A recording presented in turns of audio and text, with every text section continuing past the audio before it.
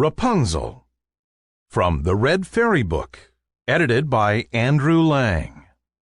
Once upon a time there lived a man and his wife who were very unhappy because they had no children.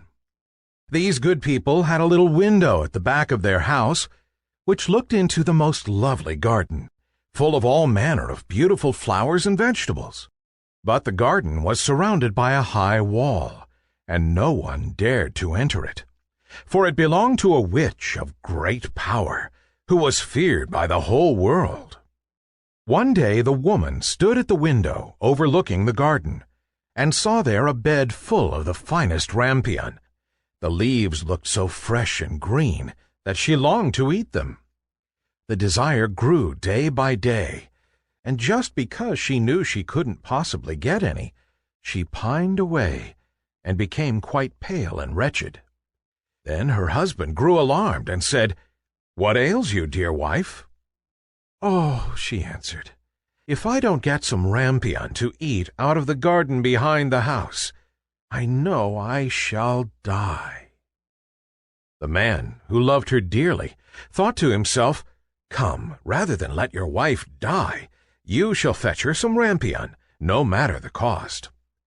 So at dusk he climbed over the wall into the witch's garden, and hastily gathering a handful of rampion leaves, he returned with them to his wife. She made them into a salad, which tasted so good that her longing for the forbidden food was greater than ever. If she were to know any peace of mind, there was nothing for it but that her husband should climb over the garden wall again and fetch her some more. So at dusk over he got. But when he reached the other side, he drew back in terror, for there, standing beside him, was the old witch. "How dare you," she said with a wrathful glance, "climb into my garden and steal my rampion like a common thief? You shall suffer for your foolhardiness." "Oh," he implored, "pardon my presumption. Necessity alone drove me to the deed. My wife saw your rampion from her window, and conceived such a desire for it that she would certainly have died if her wish had not been gratified."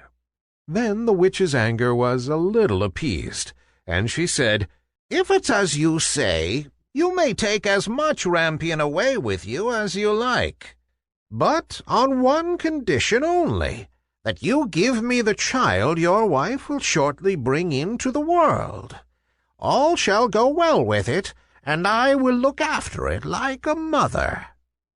The man, in his terror, agreed to everything she asked, and as soon as the child was born, the witch appeared, and having given it the name of Rapunzel, which is the same as rampion, she carried it off with her.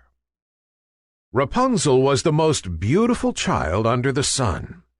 When she was 12 years old, the witch shut her up in a tower in the middle of a great wood, and the tower had neither stairs nor doors, only high up at the top a very small window. When the old witch wanted to get in, she stood underneath and called out, "Rapunzel, Rapunzel, let down your golden hair." For Rapunzel had wonderful long hair, and it was as fine as spun gold. Whenever she heard the witch's voice, she unloosed her plaits and let her hair fall down out of the window about 20 yards below, and the old witch climbed up by it. After they had lived like this for a few years, it happened one day that a prince was riding through the wood and passed by the tower. As he drew near it, he heard someone singing so sweetly that he stood still spellbound and listened.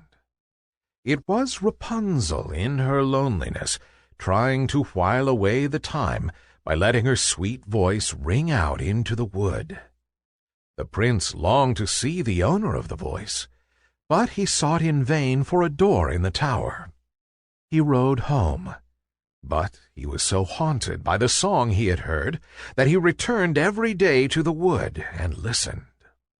One day, when he was standing thus behind a tree, he saw the old witch approach and heard her call out, "Rapunzel, Rapunzel, let down your golden hair." Then Rapunzel let down her plaits, and the witch climbed up by them. "So that's the staircase, is it?" said the prince. "Then I too will climb it and try my luck." So on the following day at dusk he went to the foot of the tower and cried, "Rapunzel, Rapunzel, let down your golden hair." And as soon as she had let it down, the prince climbed up. At first Rapunzel was terribly frightened when a man came in, for she had never seen one before. But the prince spoke to her so kindly, and told her at once that his heart had been so touched by her singing, that he felt he should know no peace of mind till he had seen her. Very soon Rapunzel forgot her fear, and when he asked her to marry him, she consented at once. "For," she thought, "he is young and handsome, and I'll certainly be happier with him than with the old witch." So she put her hand in his and said, "Yes, I will gladly go with you. Only how am I to get down out of the tower? Every time you come to see me, you must bring a skein of silk with you, and I will make a ladder of them, and when it is finished, I will climb down by it, and you will take me away on your horse." They arranged that till the ladder was ready, he was to come to her every evening, because the old woman was with her during the day. The old witch, of course, knew nothing of what was going on, till one day Rapunzel, not thinking of what she was about, turned to the witch and said, "How is it, good mother, that you are so much harder to pull up than the young prince? He is always with me in a moment."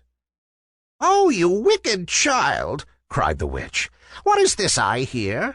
I thought I had hidden you safely from the whole world, and in spite of it you have managed to deceive me." In her wrath, she seized Rapunzel's beautiful hair, wound it round and round her left hand, and then, grasping a pair of scissors in her right, snip, snap, off it came, and the beautiful plaits lay on the ground. And worse than this, she was so hard-hearted that she took Rapunzel to a lonely desert place, and there left her to live in loneliness and misery. But on the evening of the day in which she had driven poor Rapunzel away, the witch fastened the plaits to a hook in the window, and when the prince came and called out, "Rapunzel, Rapunzel, let down your golden hair," she let them down, and the prince climbed up as usual. But instead of his beloved Rapunzel, he found the old witch, who fixed her evil, glittering eyes on him and cried mockingly, Ah! You thought to find your lady love, but the pretty bird has flown, and its song is dumb. The cat caught it, and will scratch out your eyes too. Rapunzel is lost to you forever. You will never see her more." The prince was beside himself with grief, and in his despair he jumped right down from the tower, and though he escaped with his life, the thorns among which he fell pierced his eyes out. Then he wandered, blind and miserable, through the wood, eating nothing but roots and berries, and weeping and lamenting the loss of his lovely bride. So he wandered about for some years, as wretched and unhappy as he could well be, and at last he came to the desert place where Rapunzel was living. Of a sudden he heard a voice which seemed strangely familiar to him.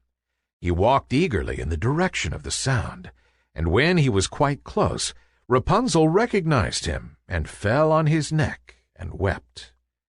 But two of her tears touched his eyes, and in a moment they became quite clear again, and he saw as well as he had ever done. Then he led her to his kingdom, where they were received and welcomed with great joy, and they lived happily ever after. The end. Thanks